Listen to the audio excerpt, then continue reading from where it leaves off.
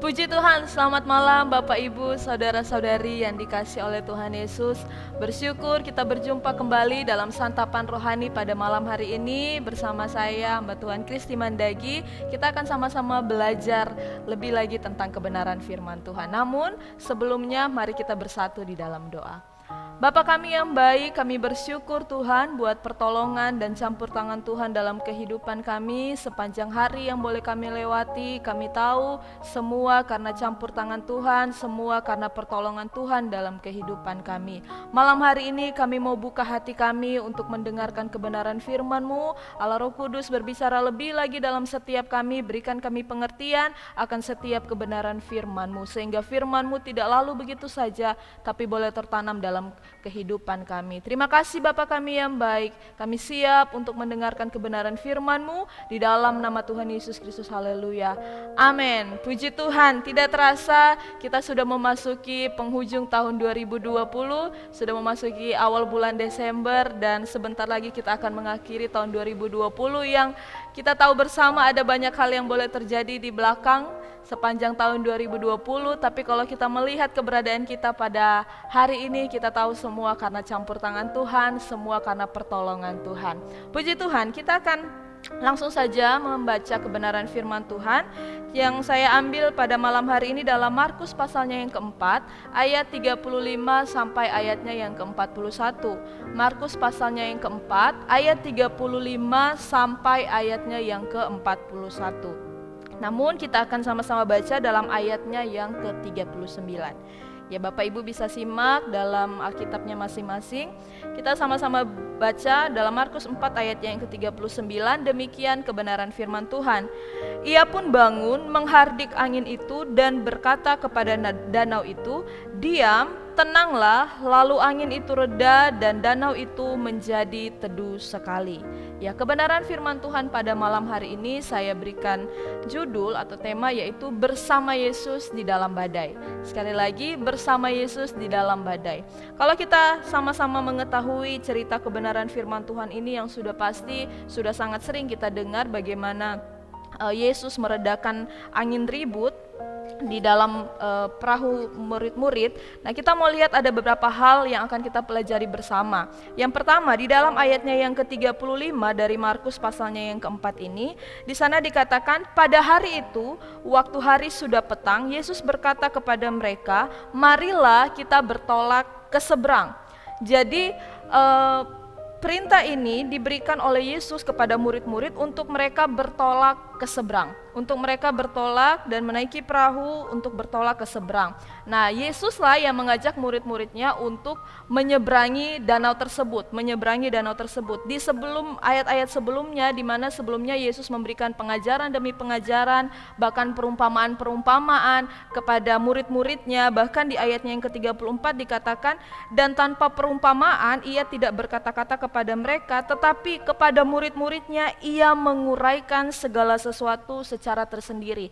Jadi murid-murid Tuhan Yesus ini menerima pengajaran dan penguraian dari kebenaran firman Tuhan ini secara tersendiri. Jadi ada sesuatu yang Tuhan berikan kepada murid-murid untuk murid-murid semakin mengetahui tentang kebenaran firman Tuhan.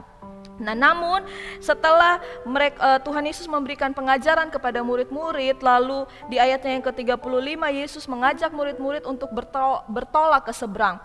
Di ayatnya yang ke-36 di ayat yang ke-37 maksud saya, setelah Yesus menyuruh murid-murid untuk bertolak ke seberang, di ayat 37 ada sesuatu yang terjadi bagi keadaan murid-murid ini. Di ayat 37 dikatakan, lalu mengamuklah taufan yang sangat dahsyat dan ombak menyembur masuk ke dalam perahu sehingga perahu itu mulai penuh dengan air. Di ayat 38, pada waktu itu Yesus sedang tidur di buritan di sebuah tilam. Nah, di bagian yang kedua yang mau saya sampaikan adalah ketika Yesus menyuruh murid-murid untuk menyeberang ke danau, lalu setelah itu mereka mengalami badai, mereka mengalami angin tofan, mereka mengalami ombak yang sangat dahsyat. Di sini dikatakan di ayat 37, namun di ayat 38 dikatakan bahwa Yesus sedang tidur di buritan di sebuah tilam. Nah, kita mau lihat kondisi ini di ayat 37 dan ayat 38 di mana ketika murid-murid mengalami badai, tapi di sana dikatakan Yesus sedang tidur. Yesus seolah-olah tidak merasakan badai yang dialami oleh murid-murid ini. Nah, kalau kita mau lihat ke belakang di tahun 2020 ini, ada banyak badai-badai kehidupan yang mungkin sedang kita hadapi. Ada banyak hal-hal yang sedang kita lewati dan mungkin pada saat itu kita merasa, kenapa ini sulit sekali? Kenapa ini bisa terjadi? Pertama, ketika munculnya wabah virus ini, pandemi ini, kita merasa kenapa harus seperti ini? Kenapa ada badai ini? Kenapa ini? Bagaimana saya mau melewatinya? Yang kedua, terjadi masalah ekonomi di mana ketika adanya pandemi ini dan akhirnya ada banyak orang yang kehilangan pekerjaan. Ada banyak bisnis-bisnis yang bangkrut. Ada banyak orang-orang yang dipecat dari tempat kerjanya karena dampak dari virus ini, dampak dari pandemi ini. Yang ketiga, ada banyak larangan-larangan untuk kita beribadah normal seperti biasanya. Harus kita ibadah online, bahkan kita ibadah pun harus mengikuti protokol-protokol kesehatan yang ada. Bahkan mungkin bagi sebagian orang, badai yang lain adalah kenapa saya tidak bisa keluar rumah sembarangan lagi seperti biasanya. Orang-orang yang biasa mungkin jalan, orang-orang biasa traveling, akhirnya mungkin merasa dikurung karena tidak bisa kemana-mana. Ada badai-badai yang kita hadapi di sepanjang tahun 2020 ini. Nah, di sini dikatakan ada badai tetapi Yesus sedang tidur. Nah, saya mau katakan tema saya pada malam hari ini bersama Yesus di dalam badai. Pertanyaannya adalah, yang mana fokus kita pada saat ini? Badainya atau bersama Yesusnya? Ketika kita melewati tahun 2020 yang penuh dengan badai-badai kehidupan, dampak-dampak dari pandemi, kita mau lihat yang mana? Bersama Yesusnya atau badai yang sedang kita lewati, atau badai yang sedang kita hadapi? Di sini kalau saya mau jelaskan, kita sama-sama tahu bahwa Yesus adalah 100% manusia, 100% Allah. Ya kan? Nah, kalau saya mau jelaskan di ayatnya yang ke-38 ini dikatakan waktu itu Yesus sedang tidur di buritan di sebuah tilam. Saya mau jelaskan bahwa saat itu sebagai manusianya, 100% manusianya, Yesus sedang tidur. Tetapi 100% sebagai Allahnya, ia sedang berjaga-jaga. Kalau kita sama-sama buka dalam Mazmur 121 ayat 2 sampai ayat yang keempat, Mazmur 121 ayat 2 sampai ayat yang keempat, di sana dikatakan tidak terlelap penjaga Israel.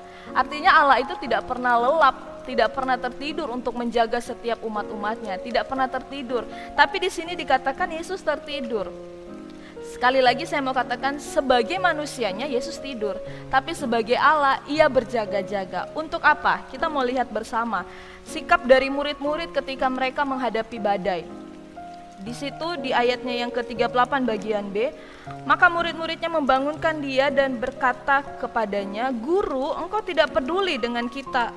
Engkau tidak peduli kalau kita binasa?" Nah, di sini di ayatnya yang ke-40 dikatakan Yesus bahwa mengapa kamu begitu takut? Mengapa kamu tidak percaya? Artinya apa? Ketika badai, ketika ombak ini datang, ketika perahu itu mulai diserang oleh ombak yang sangat dahsyat, murid-murid itu ketakutan. Murid-murid ketakutan. Padahal kalau kita sama-sama tahu, di antara mereka rata-rata adalah penjala ikan, yang artinya sudah biasa dengan ombak, sudah biasa menghadapi badai, sudah biasa menghadapi hal-hal yang sedang mereka hadapi. Tapi kalau mereka sampai takut, artinya badai ini sangat luar biasa hebatnya. Badai ini sangat tidak seperti yang biasa mereka hadapi ketika mereka menjala ikan. Nah, saya mau katakan bahwa badai ini merupakan ujian iman bagi para murid. Dan badai-badai yang saat ini kita lalui juga merupakan ujian iman bagi kita. Kenapa saya katakan ujian iman bagi para murid-murid? Di ayat-ayat sebelumnya Yesus memberikan pengajaran, Yesus memberikan kebenaran firman Tuhan. Murid-murid mendengar penjelasan kebenaran firman Tuhan dari Tuhan sendiri, dari Yesus. Lalu kalau kita ingat bagaimana tadi saya katakan yang mana fokus kita, mau badainya atau bersama Yesusnya. Kalau kita lihat dalam Roma 10 ayat 17 di sana dikatakan iman timbul dari pendengaran oleh firman Tuhan. Murid-murid sudah dengar firman Tuhan, murid-murid sudah dengar pengajaran firman Tuhan. Nah, Yesus mau iman dari murid-murid ini diuji, iman dari murid-murid ini dibuktikan dari pengajaran-pengajaran yang sudah mereka dengar. Karena firman Tuhan katakan iman itu juga harus diuji, bukan hanya sekedar kita dengar, bukan hanya sekedar kita pelajari. Firman Tuhan bukan hanya sekedar kita dengar setiap harinya lewat santapan rohani atau ibadah hari Minggu. Bukan hanya sekedar itu atau kita pelajari dengan kita baca kebenaran firman Tuhan di rumah kita masing-masing, tapi iman itu juga harus diuji. Dan inilah salah satu alasan mengapa Allah mengizinkan ujian-ujian atau badai-badai itu datang dalam kehidupan kita.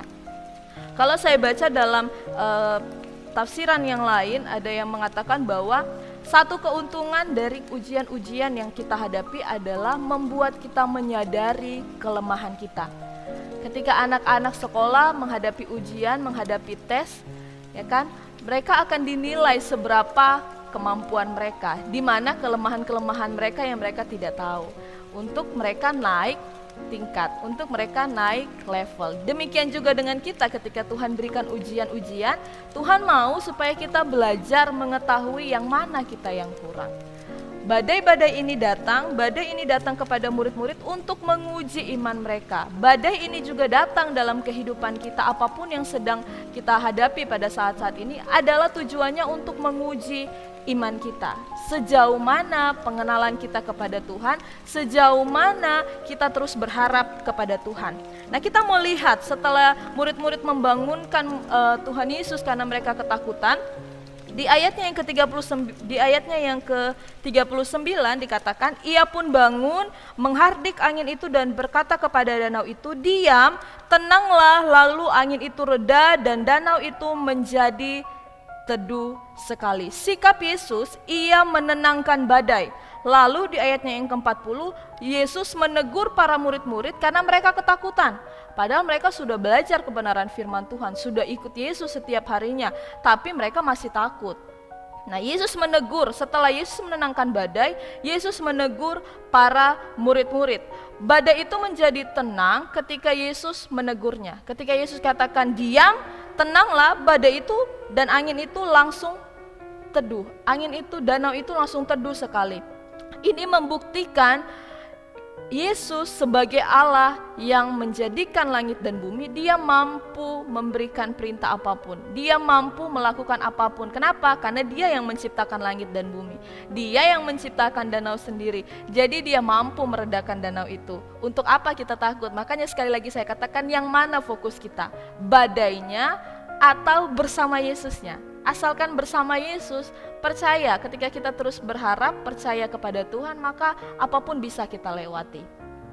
Cerita ini mempunyai makna yang lebih jauh atau lebih besar daripada itu. Bukan hanya sekedar Yesus menghentikan badai yang ada di Galilea, tapi ini menjelaskan bahwa dimanapun Yesus berada, ketika kita menempatkan Yesus dalam kehidupan kita, mempercayakan Yesus dalam kehidupan kita, maka badai kehidupan apapun akan reda, akan tenang, kita akan mengalami ketenangan karena kita tahu ada Yesus bersama dengan kita.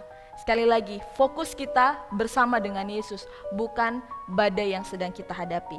Dalam setiap badai yang menggoncangkan hati setiap kita, di sana ada damai yang Tuhan sediakan ketika kita bersama dengan Yesus. Sekali lagi, ketika kita bersama dengan Yesus, maka badai apapun kita bisa lewati dengan tenang.